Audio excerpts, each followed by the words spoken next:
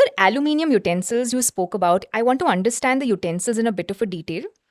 Through a research, we found out that aluminium can leach up to 100 to 300 micrograms Per liter of lead into food. aluminum leaches out lead. This is a very well established, published, maybe more or less. Why I tell you, aluminium naturally contains lead in the ore. Aluminium, bauxite, that's the ore. Galena is the ore for lead. Wherever you find zinc, lead, you find aluminium bauxite also. There's a cross contamination is always there. Aluminium vessels, which is used by poor people to make for marriage halls, when they make biryani and palav and all that, they use this aluminium vessel.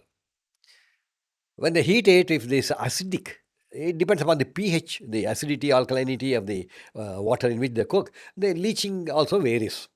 If you keep water in aluminum vessel and put a stethoscope and listen, you get a hissing noise. If you carefully observe, there will be bubbles coming out. It works like an electrolysis. Lead, aluminium. Electrolysis. Now, aluminium has changed its costume.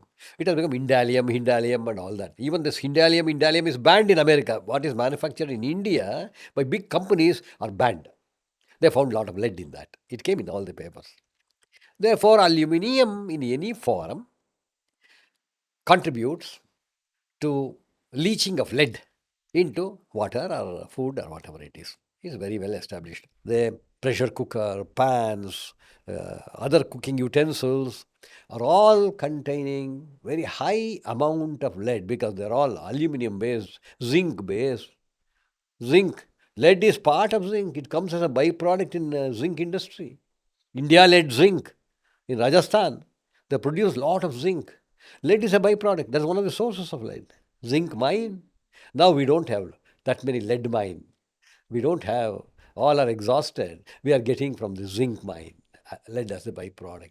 What is the solution? What is the best? Yeah. Is stainless steel Okay. is alternative. Or your wooden parts, safe. Okay. Matka, what do you call that? Mud pot. Mud pot. Mud, yeah. Mud pot. Drinking tea in that mud pot is safer than drinking tea in the paper cup, which is coated with plastic. Paper cups are also bad. Paper cup is okay, but if paper cup is coated with plastic inside, Which it is. ah, Most paper cups have plastic inside. plastic or wax, Yeah. it's bad. Microplastic. Okay. Now, aluminium contributes towards lead toxicity. Then the coated disposables is contributing towards microplastics. Maybe one of the incidents that I like to have worms in my food, it has reached about 2-3 million people. I don't know whether you saw that. Worms in your food, no. Oh, I need a safe food. I don't want contaminated food with lead and other pesticides, insecticides have very high amount of lead. And every food has pesticides, insecticides sprayed on them. I'll tell you. Okay. You see, when I was a small boy, Yeah. I still remember we used to get vegetables. My mother used to remove all the worms. Some worms were there in the vegetable. Correct. She used to remove the worm, a bindi or whatever, brinjal, whatever it is. Rest of the vegetables she used to cook. Isn't it? Yeah. It was safe because worms were alive.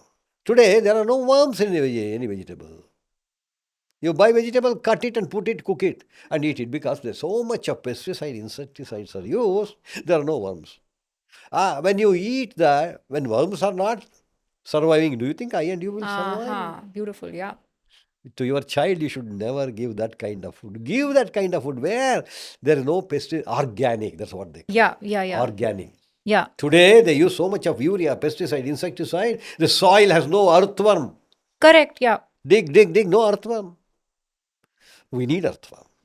We need these worms, insects. They biocontrol the thing. And you can remove them, clean them. Rice we used to get with some black mini hippopotamus-like thing. And many times after cooking also I used to get one or two. I used to remove and eat that. But it was a habit. We got used. Today, we get rice in a dabba. Yeah. one cockroach somehow slips and falls into that and Yeah, dies. yeah, yeah, It yeah. dies. Yeah. And we continue to survive.